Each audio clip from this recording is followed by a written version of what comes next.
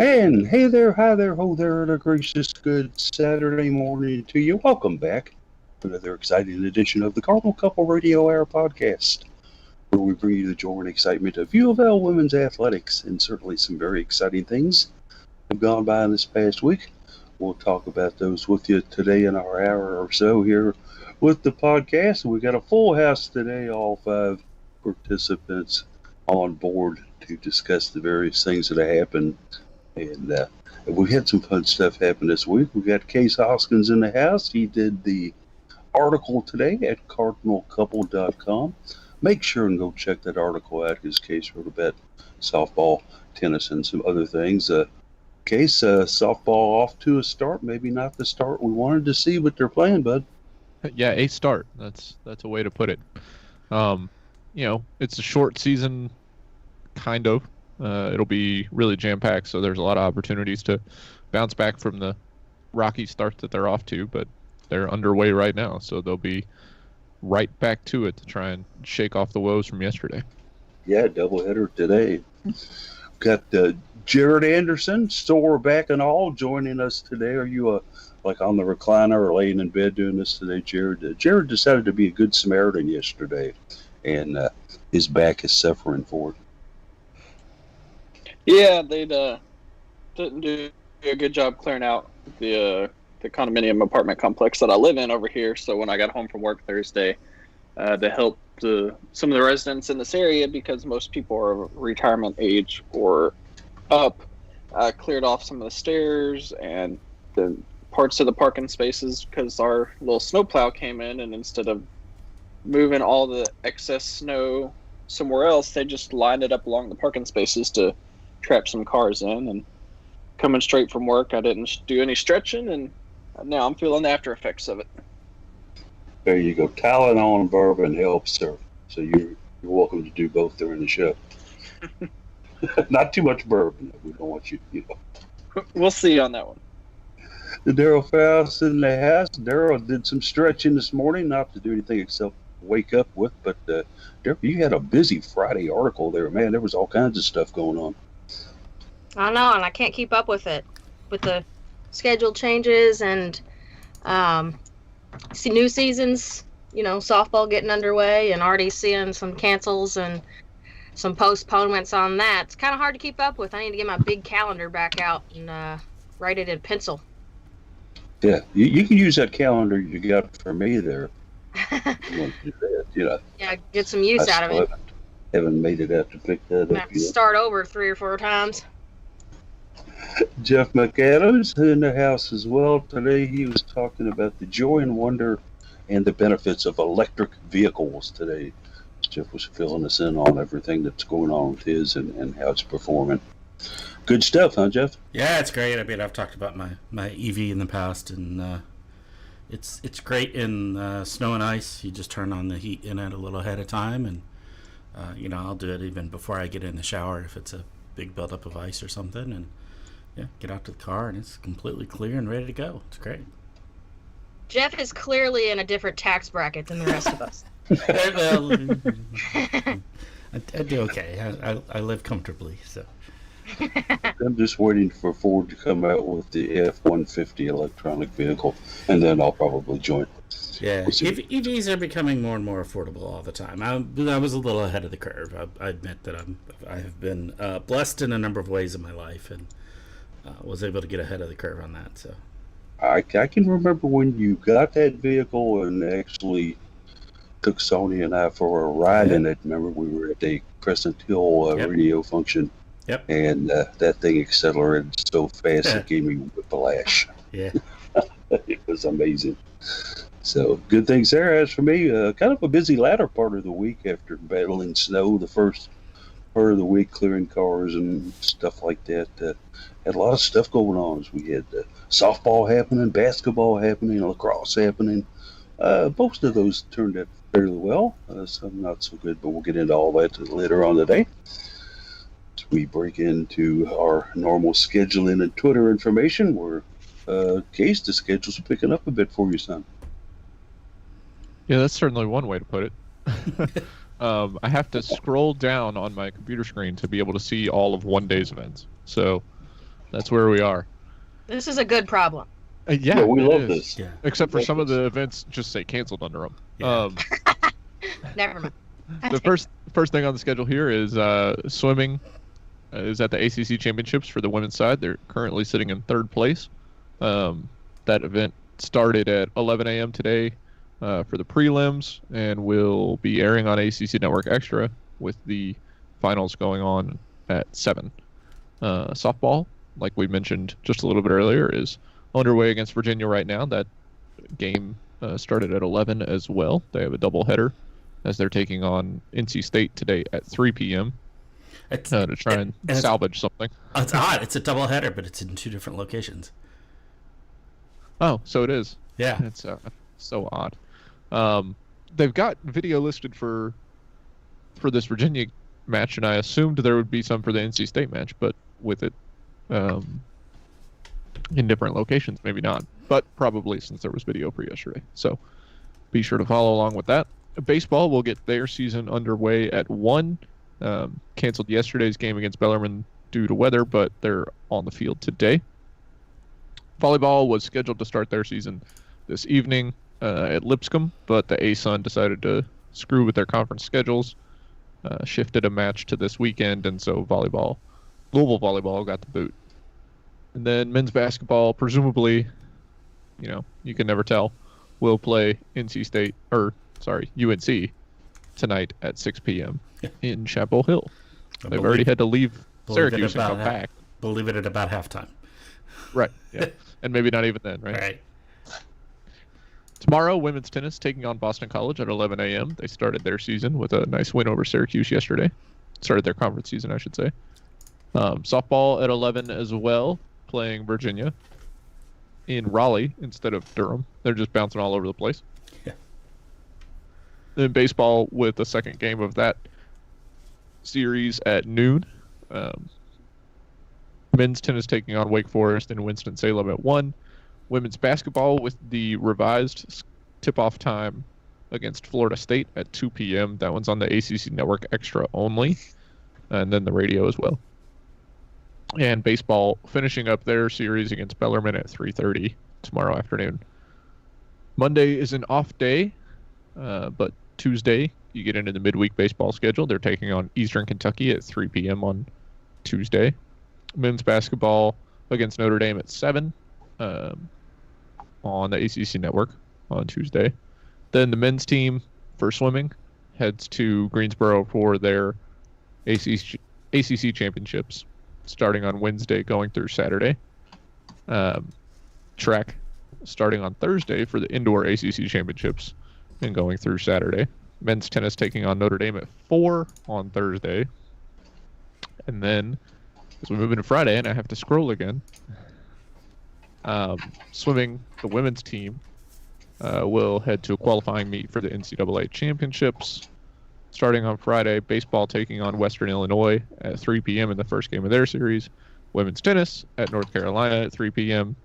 Men's tennis at Boston College at 4. And that gets us through the week with what is a full Saturday for next week's scheduling and Twitter section. For Twitter, I tweet is at best case scenario. That's BST case scenario. Daryl is at DarylFaust4. Jared is at Mr. Anderson Jared.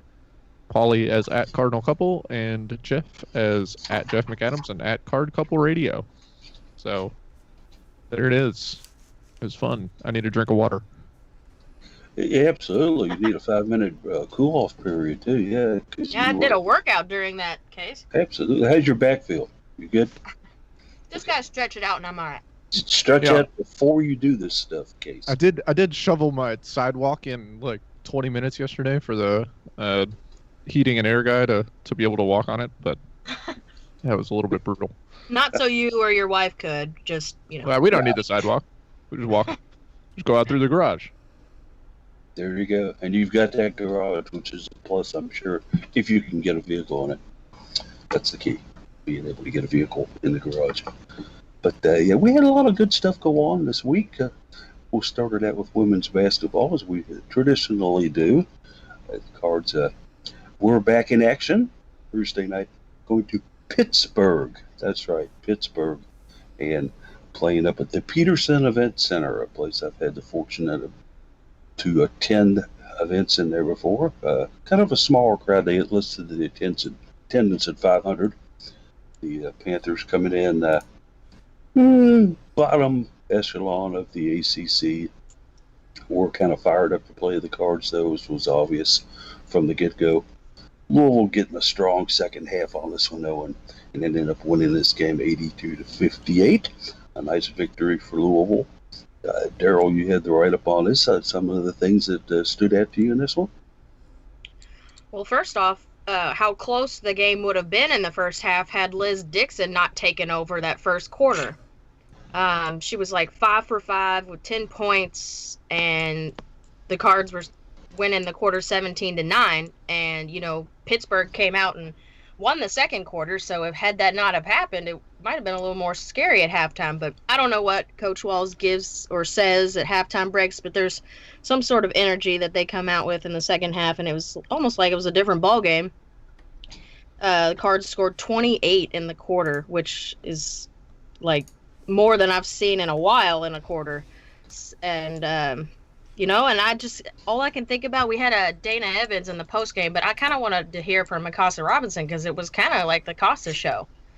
Her final stats was just off the charts impressive. She had 9 rebounds, 6 points, 5 assists, and 5 steals. I mean, you talk about packing the stat sheet. She does that, and she's really starting to get the ball rolling on, you know, how important, or the conversation of how important she is to this team, and everybody really just thrives off her energy.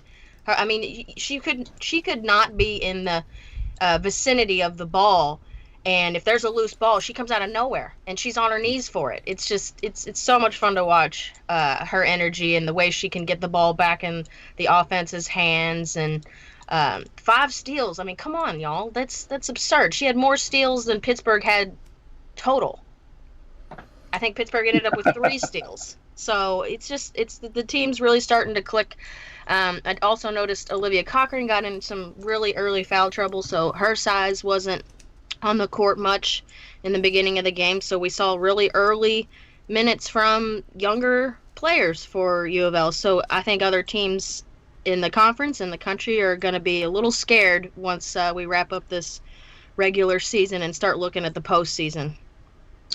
Yeah, it was kind of when we saw both Cochran and Dixon on the bench there in the second quarter, and Romani Parker and Marissa Russell out there playing post for us, which probably wasn't in Jeff Walls' pregame planning, I would think. Jared, the guards were fantastic in this game. Let's take a look at this. Dana Evans, 29 points out there. Haley Van Lith broke out of her couple-game slump, had 13 points in there. And Haley, you know, 6 rebounds. You know, she's in there. We got 5'7", 5'8", 5'9" guards out rebounding the bigs. And we also had good performances out of Balagoon. And as, of course, Daryl mentioned, Mikasa Robinson. The guards really came through, didn't they? Yeah, they had a heavy presence, and I don't want to say it was all just in terms of having a big presence in the backcourt. They were doing a lot of the heavy labor down low, and like you said, Haley with several rebounds, and we saw where Balagoon was playing a nice presence down low in the paint and got a couple blocks down there that helped keep Pitt going on any runs. And then obviously Mikasa out there, just she does what she does, and if she scores 2 points, okay, cool. Because you know she's out there, she's getting the steals, she's getting the rebounds, she's racking up assists. She's just doing so much, and I know Daryl mentioned that a little bit ago that she's going to be the first player out there laying out on the court to scramble for the loose ball, taking the charge. Yeah, so it's so much more than just them saying, okay, we're going to be a guard and just play in the backcourt, because they're contributing in other ways, especially once you get down in the paint, and just putting a lot of pressure overall on just every inch of the court. And that's been a big factor of why we're finding success even in the games that we don't know how to close out. Thankfully, against Pitt, we knew how to close out and shut the door on them. True indeed. And Jeff, when I look at this game, I guess maybe 4 things stand out to me. You can go off on these or take another aspect on it. The first one that stands out to me is the Cards dominated points in the paint, 46-22. Pittsburgh guard Dejounette Harris went out after just 3 minutes of play with a knee injury. I think that may have kind of affected the game here. Pitt shot 19% in the first quarter. I think a key factor to look at there. And also, the fourth thing I want to kind of touch on a little bit too is that Louisville went a stellar, and I repeat, stellar 13-15 from the free throw line.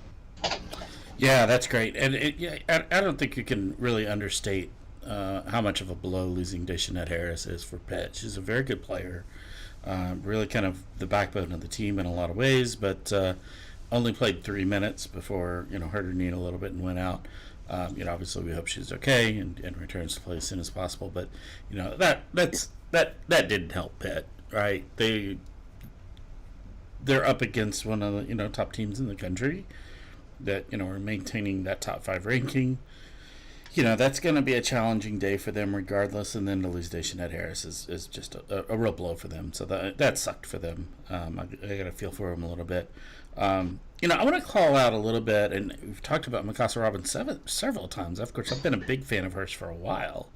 I want to call out some of the headiness of some of her play, not just hustle, not just being there, not just grabbing the ball and playing aggressively or whatever, but some really heady stuff there. Like at one point, she grabbed a rebound or a steal or something, but ended up on her knees.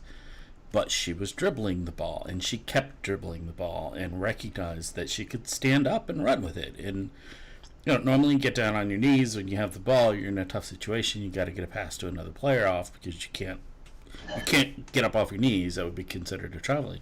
But she kept that dribble going so that she could drive out of that and did it. And it's stuff like that that doesn't show up on a stat sheet. That doesn't show up on most of your commentary. But that she does that. It's like, okay, that was pretty slick and clever. So that awareness of the situation is amazing. Indeed it was, and she is the facilitator. She is the defensive stopper. She did do a lot of good things. Another thing that really stood out to me in this game was we had talked before the game, we had written before the game about how strong Pittsburgh was on the offensive boards. They were a very strong rebounding team. But the Cards won the rebounding battle 44-40 against the Panthers here. I was surprised to see that. Yeah, and I think it was Jared that mentioned that it was the backcourt really getting in on that rebounding. Haley Van Lith with 6 of them. Mikasa Robinson, like we mentioned, with 9. Kiana Smith got 5. E. Balagoon got 5. So they did a lot of the heavy lifting on the inside and really out-rebounded the guards for Pittsburgh by a pretty significant margin, which is what led to that ultimate rebounding win. You can see where it was guard heavy on the offensive versus defensive rebounding split. Louisville only picking up 14 offensive rebounds and allowing 21 offensive rebounds from Pittsburgh. So that worked out in Pittsburgh's favor. And I think they had like 16 of those offensive rebounds in the first half against the Cards too. But they weren't able to do very much with them, only getting 8 second chance points. Louisville still won the second chance points battle. So Louisville, to their credit, although they gave up a lot of offensive rebounds, were able to shut down Pitt. But clearing out on defense was definitely something that they achieved a lot better. Like I said, that defensive split, Louisville had 30 compared to the defensive rebounding for Pitt at just 19. So it was interesting to win that defensive battle. I think it helped a lot for Louisville to be able to clear out as many as they did while still giving up a lot of offensive rebounds. I guess that's what happens when your opponent misses so many shots.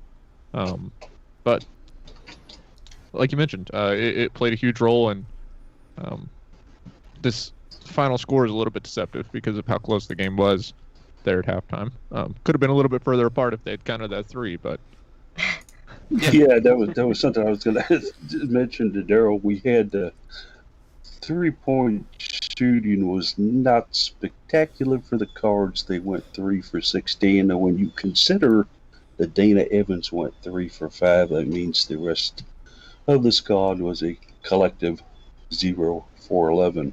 But Dana's 3 at the buzzer, I'm still thinking it's good. I asked Me her too. about it in the post-game interview, and she said, I know it was good, but But that's whatever. the breaks. Yeah. Yeah.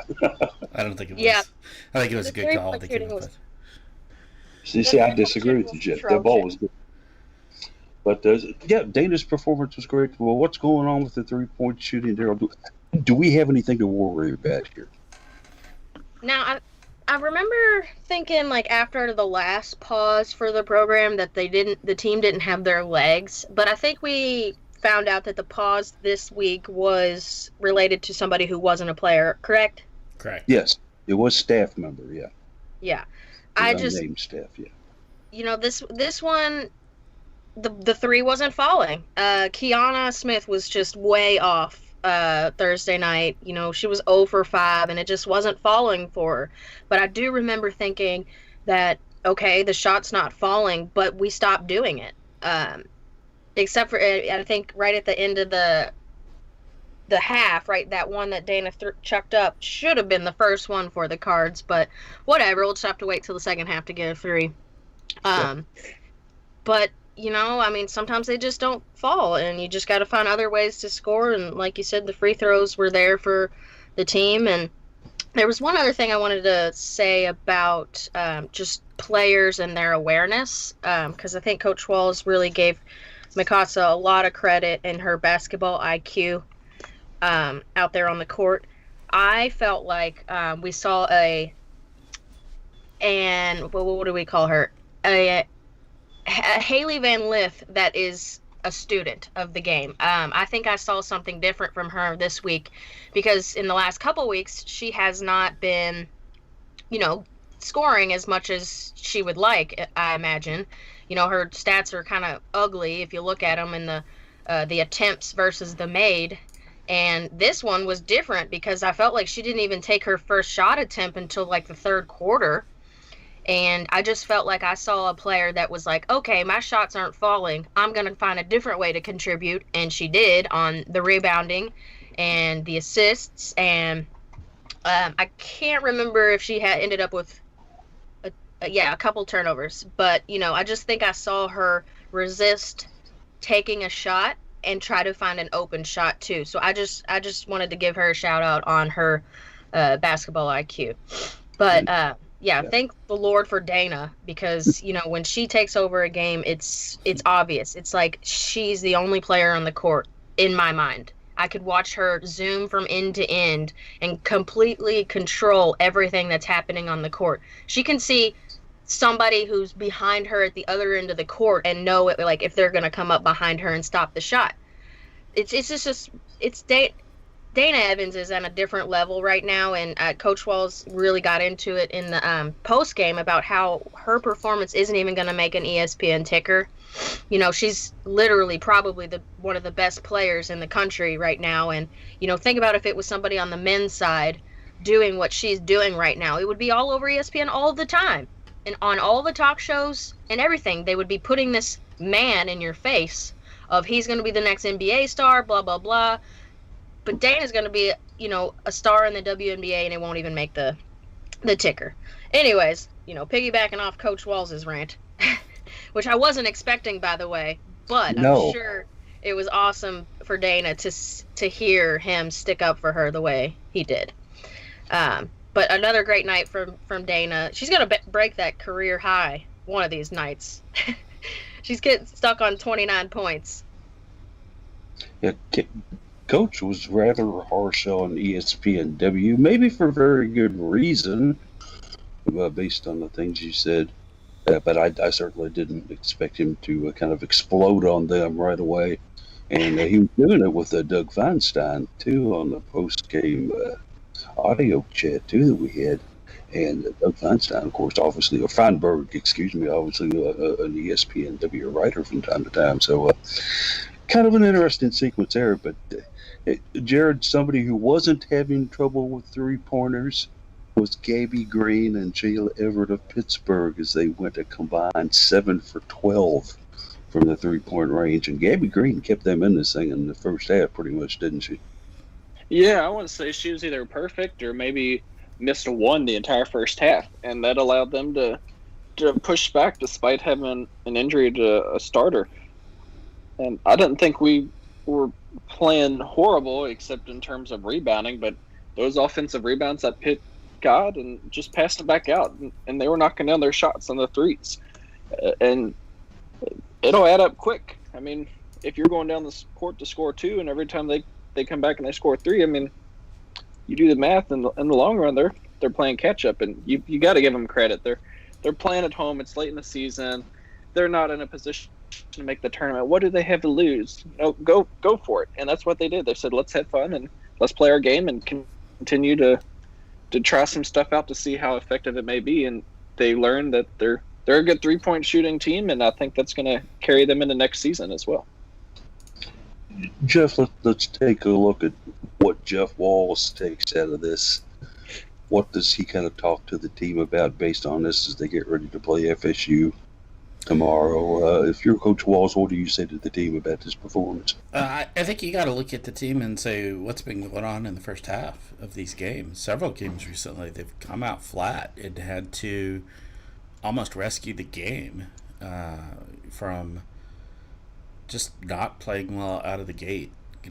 Got to be ready when the game starts and not, go out there, be flat, and recognize, oh wait, we actually need to show up and play this game. You can pull that off with Pitt. You can maybe pull that off with some other ACC teams, but there's a lot of ACC teams you're going to bury yourself and dig yourself a hole that you may not be able to dig out of, right? I mean, you can't just dig a hole and then say, okay, Dana, do what you do, right? I mean, she does that, but you don't want to depend on that. You want to play a full game, and that's what we haven't seen for a little while. So that's where I would be looking. I'm not that Jeff. I'm a different Jeff. So yeah, I noticed there wasn't as much stuttering in you. Right? Yeah, little more here, a little less stuttering, but yeah, okay. Case, I've got a question for you on this as well. When we take a look at this, there's been some grumbling and rumbling about Walls isn't starting the right 5 out there. I can see the argument to the point where Balagoon and Cochran have seen some starts in the past. They're not currently starting, but they're seeing playing time. Does he need to tinker with this starting lineup at all in the final 2 games of the regular season? Have we lost in these recent games? No, we haven't. That's the whole thing. Yeah. I would caution everybody from the outside, particularly this season where we don't have access to practice in the way that the media has in the past, to be able to see what's going on, how people are performing. The starting lineup isn't made by how you perform in games. It's how you behave in practice. It's how you perform in practice, whether you're giving it your all, who coach thinks is going to be the best fit based on the entire season and all the interactions that he sees that people who just tune in on game day don't see. And, it's been effective. Jeff mentioned the slow starts, but that is what it is. That's just the way that Louisville's been playing. I don't know that putting Olivia Cochran in instead of Liz Dixon changes that. Maybe it does, but I think that the slow start issue has been a problem regardless of who's been in the starting lineup, and it's been kind of a team makeup and team demeanor issue and not just a starting lineup issue.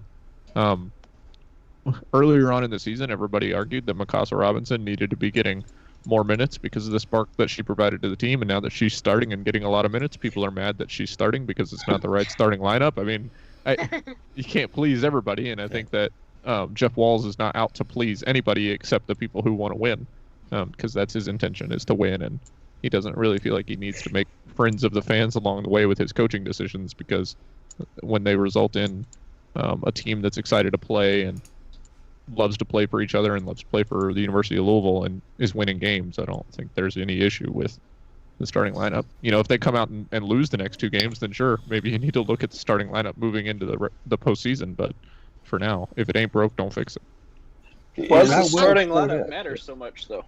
Yeah, That's what I was saying. I was going to get you Unless, two on that. Daryl, go ahead with that. Take that train and unless run with it. it's just like unless you are putting someone short out for somebody who's tall to win the tip-off, I don't know what the starting lineup matters. That's a good point. I agree with Daryl. I mean, obviously, you want to have somebody out there that can win the tip-off, or at least have not start a lineup that's a complete mismatch where you start 5'10" guards, and then your opponent's got a bunch of 6'2" players out there, or playoff forwards, and then they come out running up and down the court on you. But I mean, how often have we really had a game decided by the first quarter? I mean, you still got 75% of the game after that. I mean, most of our games have come more down to the wire. I'm more concerned with who's out there in the fourth quarter and how healthy they are, how much energy they've got, where they're sitting in foul trouble. I'm much more concerned about the fourth quarter than I am the first quarter. Yeah, and Walls has said that all along, and that he's worried about not who starts the game, but who finishes it, right? That's long been something he's talked about.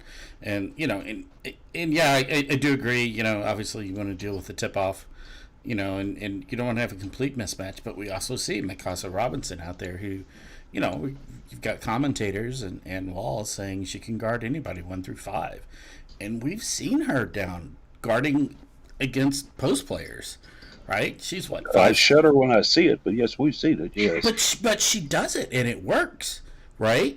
The other teams still have trouble getting the balls into some of those bigs when Mikasa is there because she's just such a she's just an inch too tall to be an attack Yorkie, for our classification. But she is able to guard against those bigs and make it work, and it's not like they get a mismatch on her down there. Like she actually ends up assigned on some of those players sometimes, and makes it work somehow. I'm not sure how, but she does. So, and you have to emphasize what we said before. She goes after loose balls. Yeah. Like she's going to be there if that's the case, and I don't see what's the problem with rewarding hard workers. Yeah. The only person I would say, okay, I don't know what coach is doing right now. If he didn't start him, would be Dana Evans. So, right.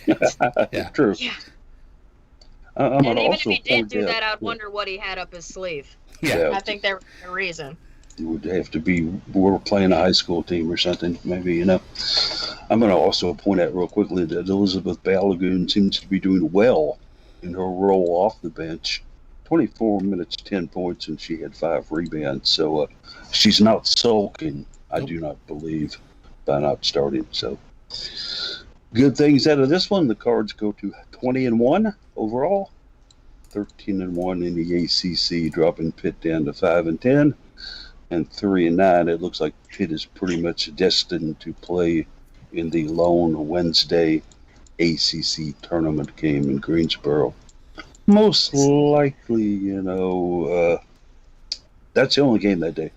Speaking of that, Paul, are we doing a bracket this year, or the uncertainty? Or are we going to hold off on that? Yeah, I think I want to see maybe another week or so, Jared, and let's make sure that we're going to have 13 teams. First of all, and then that makes me want to ask you all what you think is going to happen if a team gets a positive. What are they going to do?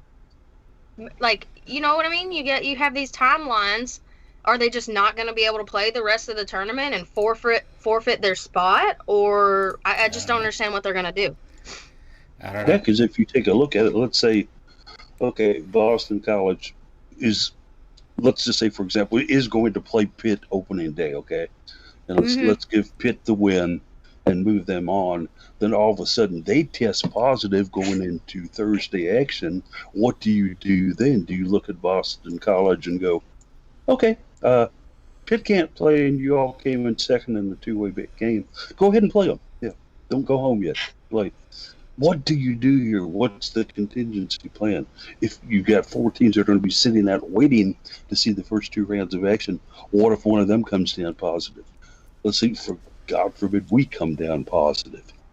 Then all of a sudden, whoever advances to play us, what's going to happen then? Do they get an automatic bite of the semifinals? I would certainly hope not. I don't understand how this is going to work. I would say I will say that if a team loses, there's probably not a chance for them to get plugged back in if the winning team were to do a positive test. Typically on these events, if you lose in one of the earlier rounds, you're on a bus or a plane heading back home pretty quickly. So That's true. There's a good chance that, you lose a game. If the other team tests positive, you're probably already on your way home. So I don't think that's a realistic possibility. yeah.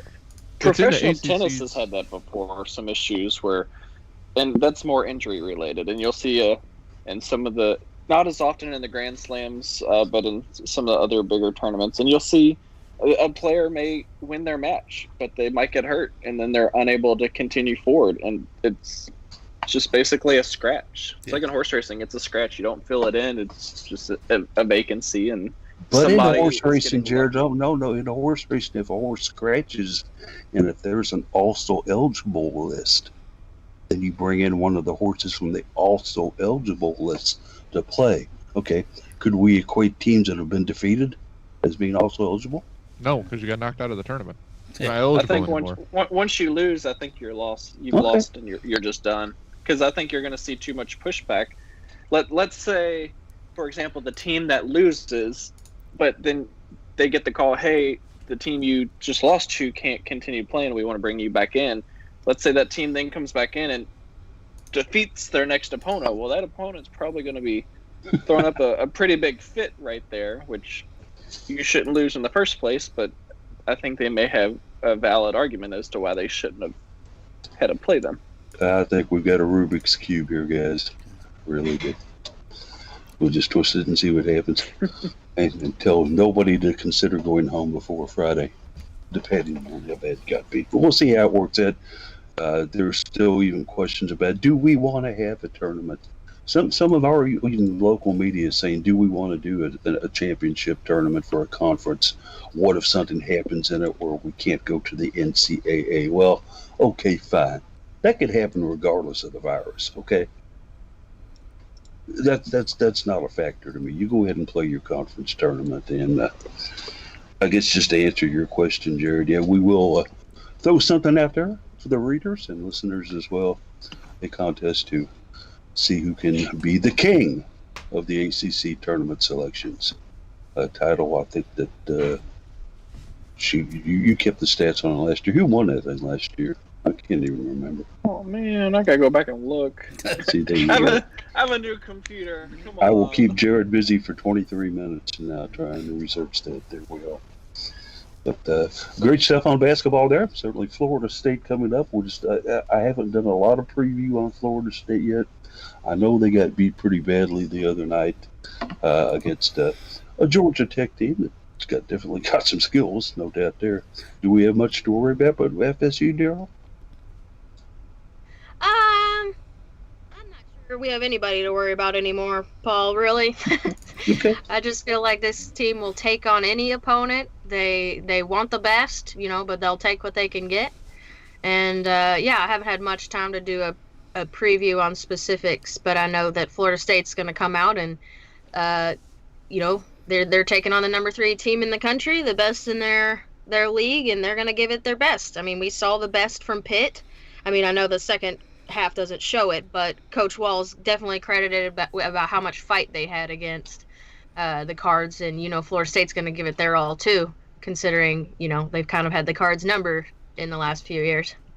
We have had trouble with the Knowles before. That's true. And I'll ask you on this, Jeff, as well.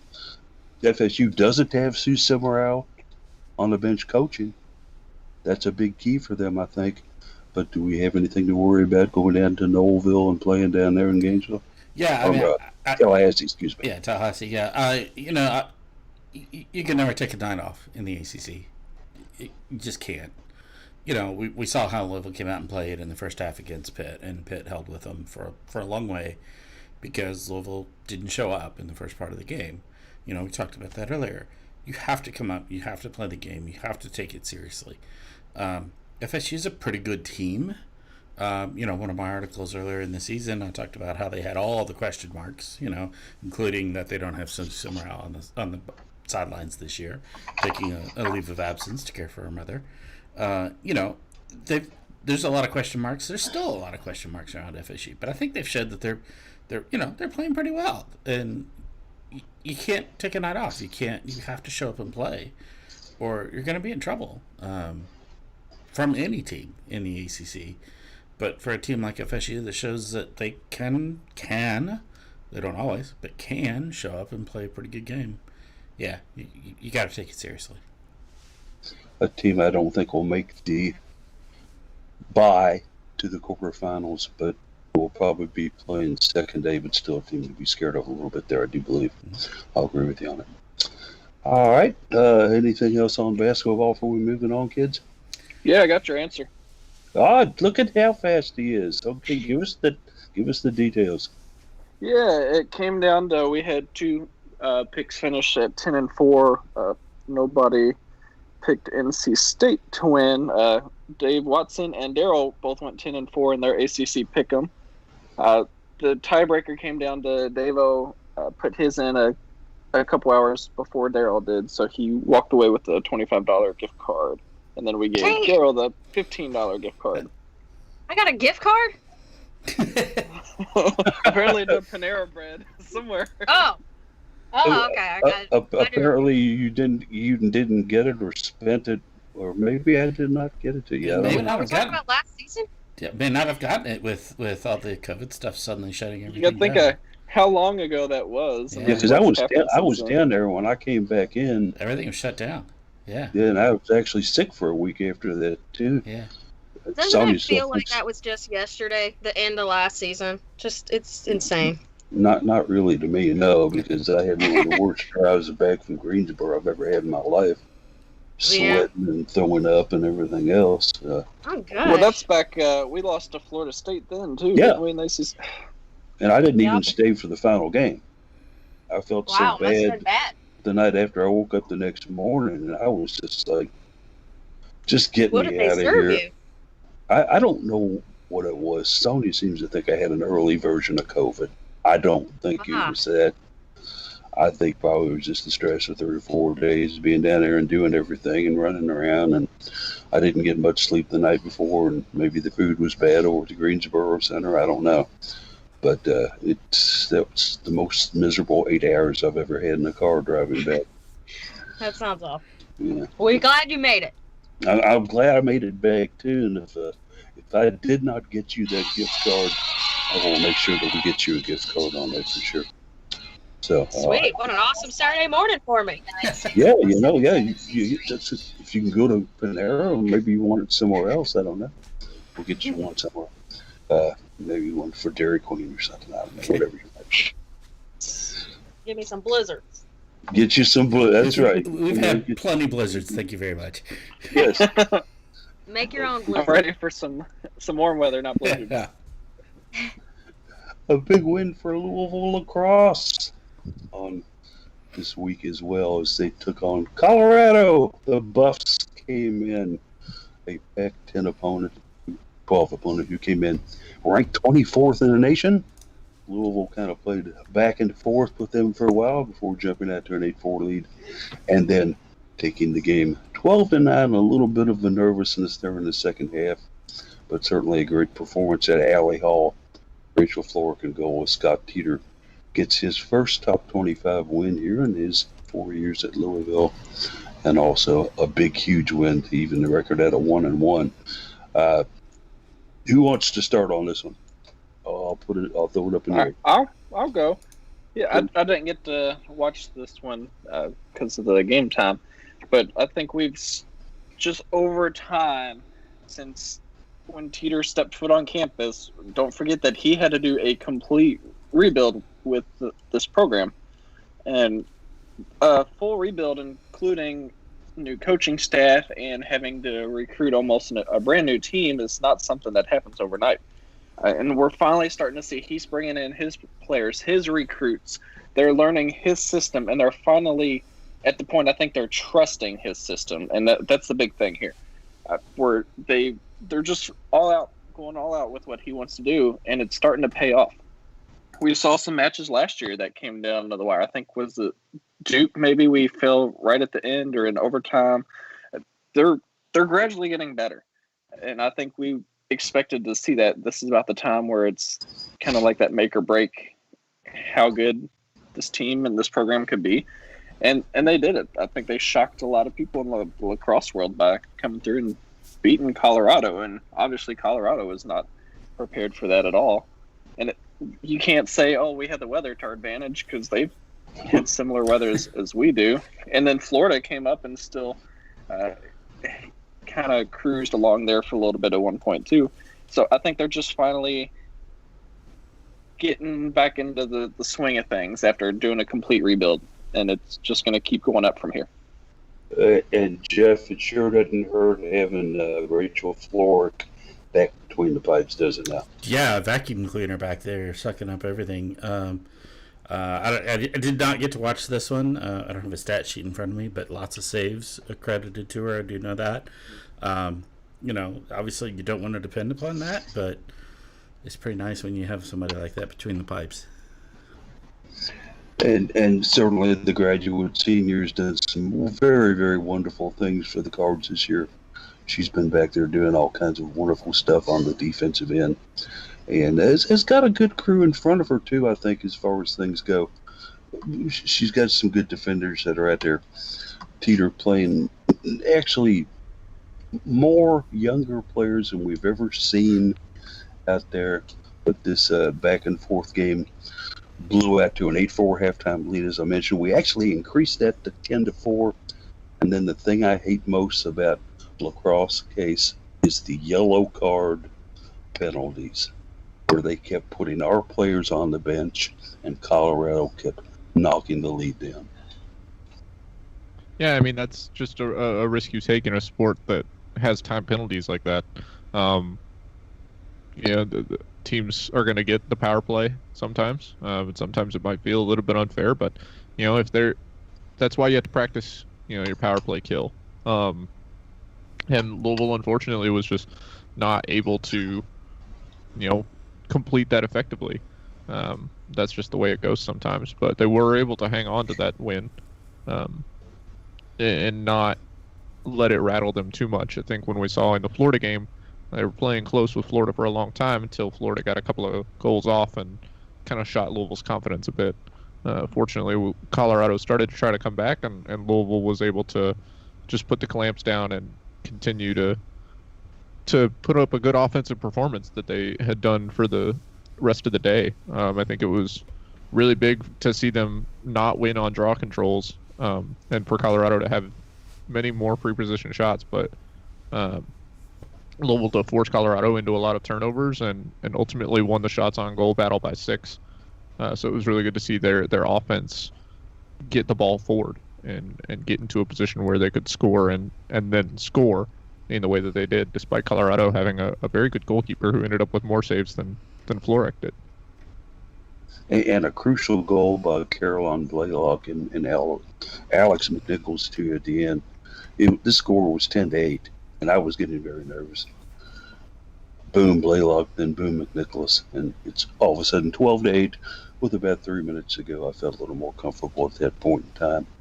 So, I think Blaylock got the hat trick on this, if I remember. Yeah, I believe she did have 3. As Hall ended up with 4 goals after being held, I think, scoreless against Florida, if I remember correctly. Mm-hmm. She jumped back out there. In typical Allie Hall fashion, she deferred all the credit to herself and instead praised her teammates. And Jeff, that's the thing I love about this lacrosse team, is there are no me attitudes on here. It's all about team. It's all about what we can do as a unit together. It's a beautiful thing to watch. Yeah, that's always a neat thing to see when you see the deferring to the rest of the team as supporting and helping and being they get the credit for, even when it's clear when you've watched a match going, wow, this person really, really played well, and then they're trying to talk about the team and others. That says something about the attitude. That's where you have high performing teams when it's not about getting the glory for yourself. I mean, and my day job is managing a network engineering team, and it's the same sort of thing there, right? I mean, there's so many analogies between sports and management that you see that same thing in the corporate world. If you could get a team and build a culture on a team in the corporate world that's talking about supporting each other more than getting the glory for themselves, you got a well-performing team, and that's true in the sports ball field as well. Cards playing arguably, and I think definitely the toughest conference in D1 ACC. They'll be working Notre Dame next for a game to start conference play kind of early. If they get their first 4 at home, then they take to the road for a while. Great. Overtime's here we come. Yeah, with Notre Dame, it always seems like it's overtime, and there always seems to be a controversy in there somewhere. That's just the way we go with the Irish. Certainly a good win for Scott Teeter there, 12-9. They get that W, and I know that they were pretty fired up to get it. So we look into some other action that took place this week. Louisville softball obviously got underway. Kind of not playing who they thought they might to start with, going down to Bama and losing 2, but being close in both those, 5-4 or 5-0, 4-0. And then they took off to the ACC pod case. Let's talk a little bit this ACC pod here, where they're playing, I think, 2 different teams down there over the 3 days or whatever it is. 4-3 in the second game, 8-4 in the first game. What say you about Louisville softball? Yeah, the first game, Louisville was the home team, and NC State picked up 2 runs in the top half, and Louisville matched them in the bottom half, and then NC State picked up 2 runs in a bunch more innings, and Louisville matched them not at all for those innings. Got down to the 6th inning, and Louisville was able to claw back to 8-4, stranded a couple of runners, and stranded a couple of runners in the 7th as well, but ultimately that one was not terribly close. Like we mentioned, just the late inning, like everyone has mentioned, just late inning rallies falling short. Same thing happened in the second game. Louisville very nearly got out of the first inning, 1-2-3. Unfortunately, after retiring the first 2, they gave a walk, steal, a single, and then a 2-run homer to fall down 3-0 in the first inning. Nobody was able to score after that for quite a long time. Louisville ultimately lost that one 4-3 in the 7th. Got some help from NC State with a couple of errors, but they weren't able to tie their game, and NC State walked away with a victory. Today, they're down 1-0 against Virginia right now. It's been a really weird game. They're here in the 3rd inning. Louisville got a run kind of taken away with a weird call in the outfield early on in the second inning, or in the first inning, but it was hard to keep up with while I was trying to pay attention to the show and pay attention to the game at the same time.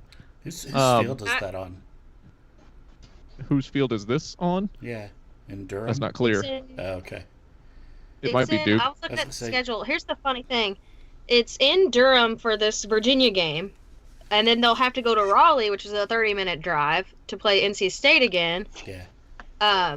But I went to Stat Broadcast, and they've got the slot for the NC State stats, but they don't have stats for Virginia up right now. So I'm doing the same thing, just following on Twitter. I guess they just scored in the last few minutes. Well, they're on sidearm for this game. Oh, okay. Which is weird. But yeah, it is at Duke. They got the blue dugouts and the blue, or the Duke logo in the background here. And the stats link is Go Duke sidearm stats. So yeah, it's Duke's field. Okay. Oh my gosh! No wonder I cannot fall. Yeah. Sheesh. As if we needed any more confusion, right? Yeah. Daryl, let's talk about 2 really good players, the Cards and Pat, that have been doing good things so far this year. You take a look at Taylor Roby. She went 2 for 2 yesterday in the first game, a 2-run homer, which was half the Cardinals' runs. In the second game, Roby went 2 for 4, drove in all 3 Louisville runs. Celine Funky's been getting on base and doing some good things out there. What say you about the status of Cardinal softball right now? Oh my gosh! The first thing that jumped out at me was Taylor Roby. I mean, 4 for 6, 2 home runs, 5 RBIs, and 2 runs on the day. Not to mention, she's got a heck of a pitching arm, so she's she's the universal player. So happy to have Celine Funky back for another year because I know she didn't have to, but she wanted to get another season under her belt, and she's still leading off for the Cards. And what was that call, Case? What happened in the outfield? It wasn't clear. Taylor Roby hit like a pop fly out into the outfield, and they didn't catch it, but then they called her out anyway. It was quite strange. Celine Funky actually didn't lead off today. Maybe it wasn't. It's tough to say. They might have talked about it with the broadcast, but obviously don't have on sound. Yeah. Celine Funky actually didn't lead off today. Carmen Greenwood did. Oh yeah? Must have pretty far down the lineup actually. What am I looking at? Sitting here looking at. She's let off every other game. Yeah. She didn't lead off today. Yeah, because that's where I feel most comfortable. I feel like her spot at first in the lineup is the best to get the best out of her. She's just so fast. She's able to get on base usually, and she's just a scoring machine. And not to mention how fast she is in the outfield too. So I'm just really glad to the season started. I'm excited for the team to come back here because I want to see them in live. I don't think they're going to be on TV much at all for fans this season when it comes to ACC Network, unfortunately.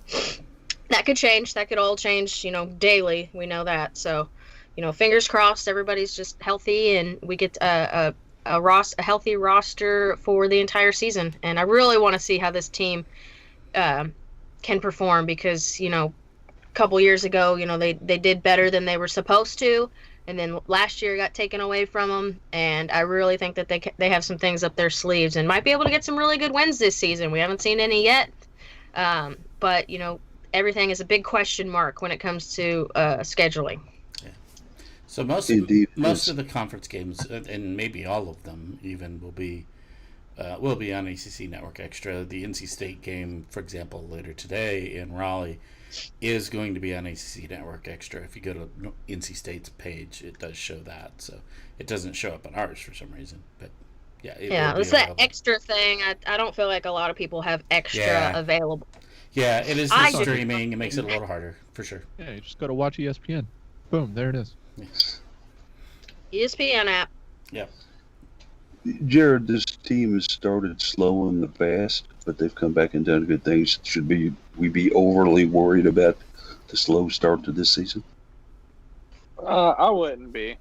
It's early season. They haven't played in almost a year.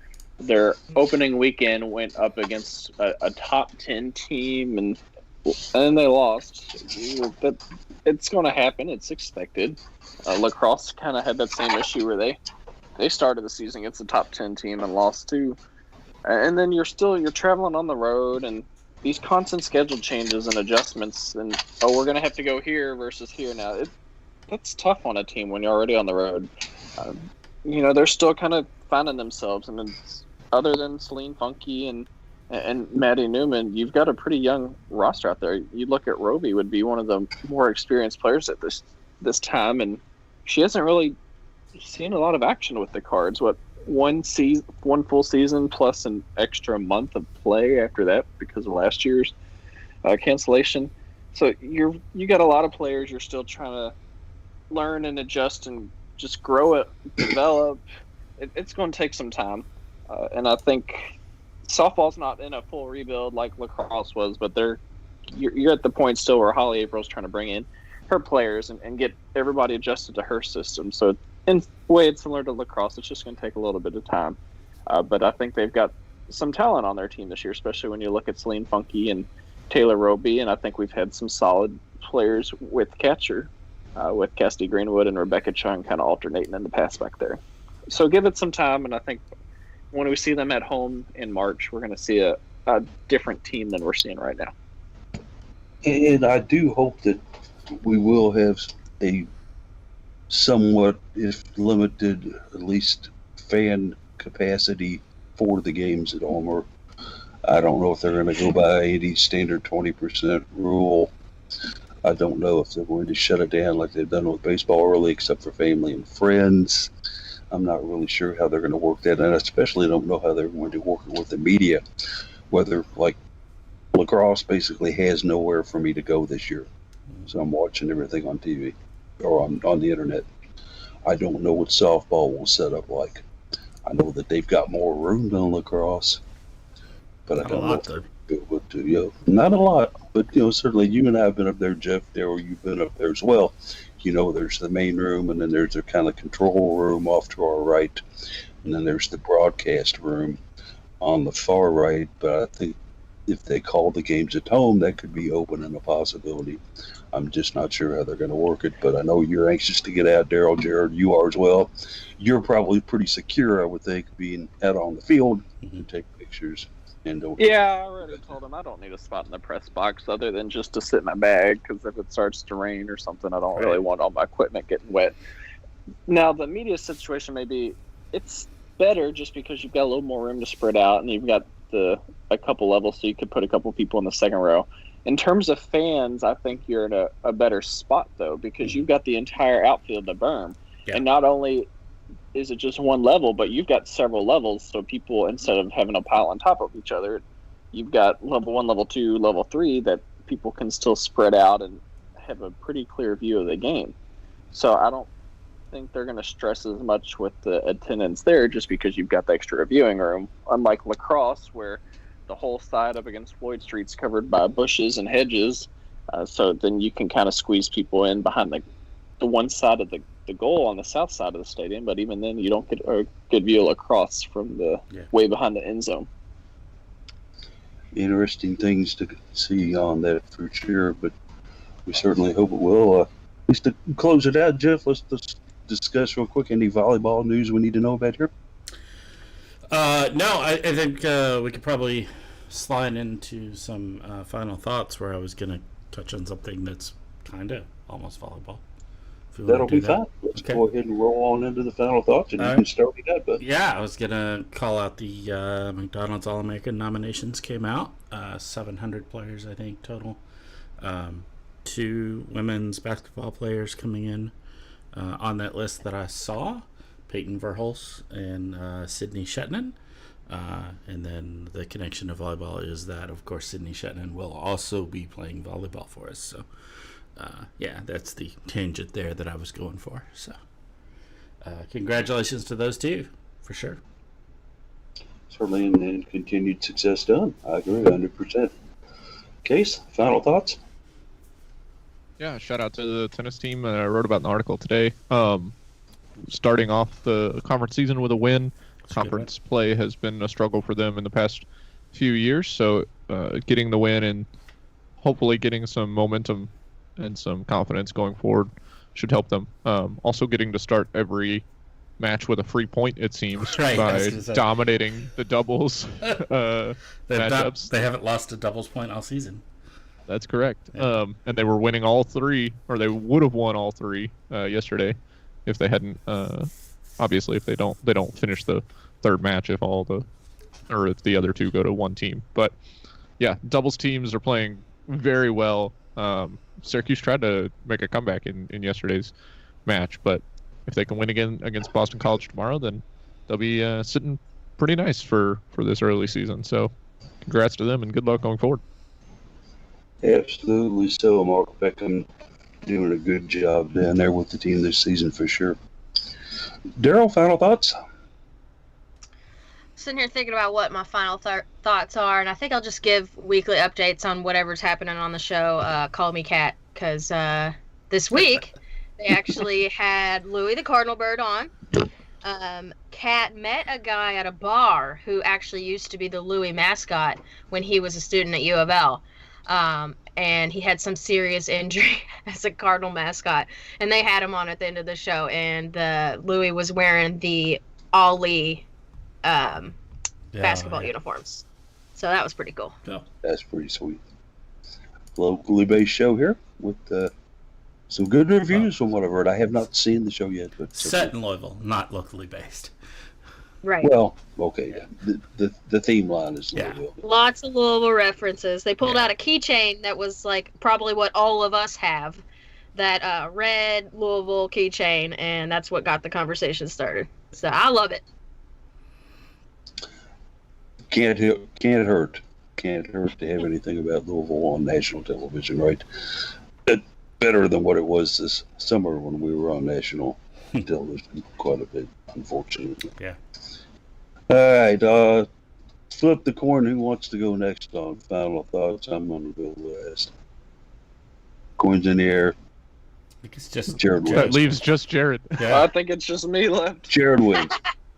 I'm just happy women's basketball was able to come back so quick after their That's good. brief hiatus, Yes. just so we can see a few more games of Dana Evans before she's off playing pro ball next year. Because at this point, you'd have to be crazy not to name her the Player of the Year. You think she goes to New York? Wouldn't that be awesome? Oh, I'm all gosh. for it. Get her out of They the might as well Liberty. move that team here. Let us know where the Vegas line is on that one, and Yeah. we'll see. Yeah, as Jeff Walsh would say, the truth sucks, but the truth will set you free. I'm not sure how that rolls into each other, but Coach said it in applying to Dana that she's not getting the coverage she deserves. And it makes me kind of wonder about Dana, too. Does she end up being the number one pick in the WNBA draft? And is the New York Liberty going to take a chance on yet another Cards guard and bring them into the fold when they've already got several Cards on the team? That Did they have will the be first it. pick again? I have no idea. Yeah, the Liberty's got Yes. the first pick again. Yes. Wow. So could be interesting there to see whether they decide to go with the Louisville Liberty theme and bring Dana in, or whether they try to, in my opinion, get some height issues solved with the Liberty.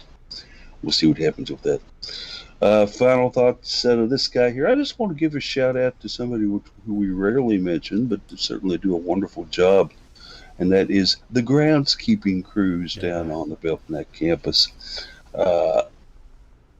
I have just great mucho admiration for them for getting that lacrosse field ready to go and play. I mean, it looked pristine. It looked like we see it in April or March.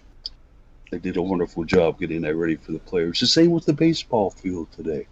They got all that cleared out. Couldn't quite get to the stands up there, but when I drove by and looked at that baseball field yesterday, they were ready to go. Let's go ahead and play ball. I'm sure they'll have the same thing set up when the softball team comes home. Our groundskeepers, they don't get the heralded applause, but they do a wonderful job, Yeah. and my thoughts are with them. They put a lot of work in. I do know that. Oh, tons of Yeah. work in on them. Yeah, Yeah. and they're good guys and girls, salt of the earth, down to earth with you, fantastic. They know what they have to do. They go ahead and do it. They don't expect any praise. Maybe a hot cup of coffee or, a pat on the back in addition to their salary. You got to love it. All right. That will do it for another Cardinal Couple Radio Hour podcast. And certainly we will be back with you next week to cover more things as they develop. And unless you know something I don't, we'll see you next week at 11 a.m.